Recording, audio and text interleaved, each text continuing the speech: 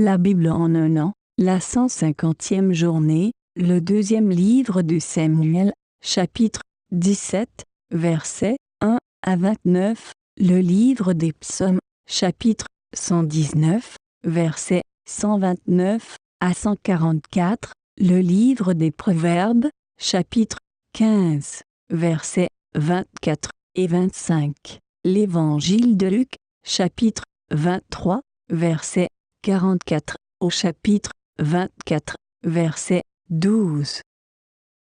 Le deuxième livre de Samuel, chapitre 17. Achitophel dit à Absalom: « Laisse-moi choisir 12 000 hommes et je partirai à la poursuite de David cette nuit même. Je le surprendrai pendant qu'il est fatigué et sans force. Je l'effraierai et tout le peuple qui l'accompagne prendra la fuite. Je frapperai seulement le roi et je ramènerai tout le peuple à toi. La mort de l'homme à qui tu en veux assurera le retour de tous et tout le peuple sera en paix. » Cette parole plut à Absalom et à tous les anciens d'Israël.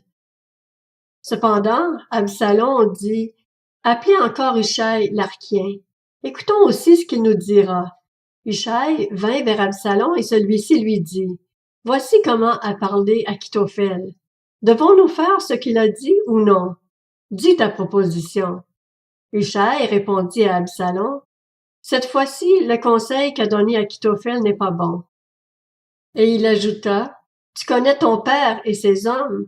Ce sont de vaillants guerriers, et ils sont furieux comme le serait dans la campagne une ours à qui l'on aurait enlevé ses petits. Ton père est un homme de guerre, et il ne passera pas la nuit avec la troupe. Maintenant, il doit être caché dans une grotte ou un autre endroit. Si des hommes tombent dès le début sur leur coup, on ne tardera pas à l'apprendre, et l'on dira: le peuple qui suit Absalom a subi une défaite. Alors même les plus vaillants, auraient-ils un cœur de lion, perdront courage. En effet, tout Israël sait que ton père est un héros et qu'il a des braves avec lui. Voici donc ce que je conseille: que tout Israël se rassemble auprès de toi, depuis Dan jusqu'à Beer-Shéba. C'est une foule pareille au sable qui est au bord de la mer. Tu marcheras en personne au combat. Nous le rattraperons où il se trouve et nous tomberons sur lui comme la rosée tombe sur le sol. Il n'y aura pas un seul survivant, ni lui, ni aucun des hommes qui sont avec lui. S'il se retire dans une ville, tout Israël portera des cordes vers cette ville, et nous la traînerons jusqu'au torrent, jusqu'à ce qu'on n'en trouve plus une pierre. » Absalom et tous les Israélites dirent: « Le conseil de Hushai l'Archien vaut mieux que celui d'Achitophel. » Or l'Éternel avait décidé d'anéantir le bon conseil d'Achitophel afin de faire venir le malheur sur Absalom. Hushai dit aux prêtres Tsadok et Abiatar: « Achitophel a donné tel et tel conseil à Absalom et aux anciens d'Israël, et moi j'ai conseillé telle et telle chose. Maintenant, envoyez tout de suite un message à David. Faites-lui dire: « Ne passe pas la nuit dans les plaines du désert, mais va plus loin. Sinon, le roi et tout le peuple qui est avec lui risquent d'être exterminés. » Jonathan et Achimaat se tenaient à En-Rogel. Une servante vint leur dire d'aller informer le roi David, car il ne devait pas se montrer en entrant dans la ville. Un jeune homme les aperçut néanmoins et le rapporta à Absalom, mais ils se dépêchèrent tous deux de partir, et ils arrivèrent à Bacurim chez un homme qui avait un puits dans sa cour. Ils y descendirent, et la femme prit une couverture qu'elle étendit sur l'ouverture du puits. Puis elle versa du grain dessus, pour qu'on ne se doute de rien. Les serviteurs d'Absalom arrivèrent vers cette femme dans la maison et dirent: « Où sont Achimaat et Jonathan? » La femme leur répondit: « Ils ont traversé le fleuve. » Ils cherchèrent, mais ne les trouvant pas, ils retournèrent à Jérusalem. Après leur départ, Achimaat et Jonathan remontèrent du puits et allèrent informer le roi David. Ils lui dirent: « Levez-vous et dépêchez-vous de traverser le fleuve, car Achitophel a donné tel conseil contre vous. » David et tout le peuple qui l'accompagnait se levèrent et passèrent le Jourdain. À l'aube, pas un seul ne manquait, ils avaient tous passé le Jourdain. Voyant que son conseil n'était pas suivi, Achitophel scella son âme et partit pour retourner chez lui, dans sa ville. Il donna ses ordres à sa famille, puis il se pendit. C'est ainsi qu'il mourut, et on l'enterra dans le tombeau de son père. Quant à David, il arriva à Mahanaïm tandis qu'Absalom passait le Jourdain avec tous les Israélites. Absalom mit Amasa à la tête de l'armée, en remplacement de Joab. Amasa était le fils d'un homme appelé Jithra. Ce Jithra était un Israélite qui avait eu des relations avec Abigail, fille de Nakash et sœur de Tsuruja, la mère de Joab.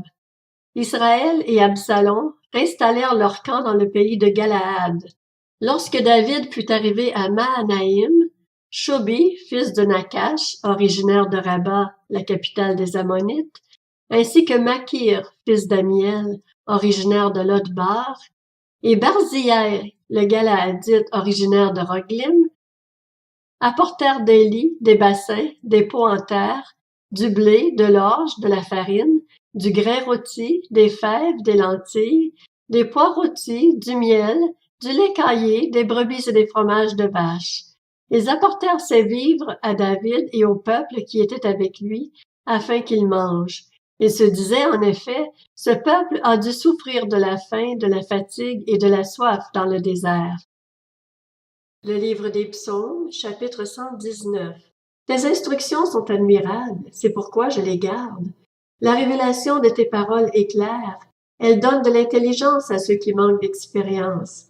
J'ouvre la bouche et je soupire, car j'ai soif de tes commandements. Tourne-toi vers moi et fais-moi grâce, comme tu le fais pour ceux qui aiment ton nom. Affermis mes pas dans ta parole et ne laisse aucun mal dominer sur moi. Libère-moi de l'oppression des hommes, afin que je garde tes décrets. Fais briller ton visage sur ton serviteur, et enseigne-moi tes prescriptions. Mes yeux versent des torrents de larmes, parce qu'on ne respecte pas ta loi.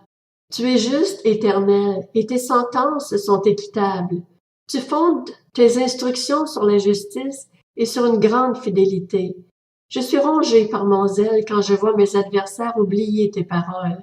Ta parole est entièrement pure et ton serviteur l'aime. Je suis petit et méprisé, mais je n'oublie pas tes décrets. Ta justice est une justice éternelle et ta loi est la vérité. La détresse et l'angoisse se sont emparées de moi, mais tes commandements font mon plaisir. Tes instructions sont éternellement justes. Donne-moi l'intelligence pour que je vive. Le livre des Proverbes, chapitre 15. Le sentier de la vie mène en haut. Il est pour l'homme avisé afin qu'il se détourne du séjour des morts qui est en bas. L'Éternel démolit la maison des orgueilleux, mais il préserve le domaine de la veuve. L'Évangile de Luc, chapitre 23. Après avoir vu ce qui était arrivé, tous ceux qui, en foule, assistaient à ce spectacle repartirent en se frappant la poitrine. Tous ceux qui connaissaient Jésus, et en particulier les femmes qui l'avaient accompagné depuis la Galilée, étaient restés à distance et regardaient ce qui se passait. Il y avait un membre du Sanhédrin du nom de Joseph, homme bon et juste. Il ne s'était pas associé à la décision et aux actes des autres. Il était d'Arimathée, ville des Juifs, et il attendait lui aussi le royaume de Dieu. Il alla trouver Pilate et demanda le corps de Jésus. Il le descendit de la croix, l'enveloppa dans un drap de lin et le déposa dans un tombeau taillé dans la roche où personne n'avait encore été mis. C'était le jour de la préparation du sabbat, le sabbat allait commencer. Des femmes qui étaient venues de la Galilée avec Jésus accompagnèrent Joseph. Elles virent le tombeau et la manière dont le corps de Jésus y fut déposé. Puis elles repartirent et préparèrent des aromates et des parfums. Le jour du sabbat, elles se reposèrent comme le prescrit la loi. L'Évangile de Luc, chapitre 24. Le dimanche, elles se rendirent au tombeau de grand matin avec quelques autres, en apportant les aromates qu'elles avaient préparés. Elles découvrirent que la pierre avait été roulée de devant le tombeau. Elles entrèrent, mais elles ne trouvèrent pas le corps du Seigneur Jésus. Comme elles ne savaient que penser de cela, voici que deux hommes leur apparurent. habillée de vêtements resplendissants. Saisie de frayeur, elle tenait le visage baissé vers le sol. Les hommes leur dirent: « Pourquoi cherchez-vous parmi les morts celui qui est vivant? Il n'est pas ici, mais il est ressuscité. Souvenez-vous de ce qu'il vous a dit lorsqu'il était encore en Galilée. Il faut que le Fils de l'homme soit livré entre les mains des pécheurs, qu'il soit crucifié et qu'il ressuscite le troisième jour. » Elles se souvinrent alors des paroles de Jésus. À leur retour du tombeau, elles annoncèrent tout cela aux 11 et à tous les autres. Celles qui racontèrent cela aux apôtres étaient Marie de Magdala, Jeanne, Marie la mère de Jacques et les autres femmes qui étaient avec elles. Mais ils prirent leur discours pour des absurdités. Ils ne crurent pas ces femmes. Cependant Pierre se leva et courut au tombeau. Il se baissa et ne vit que les bandelettes qui étaient par terre. Puis il s'en alla chez lui, tout étonné de ce qui était arrivé.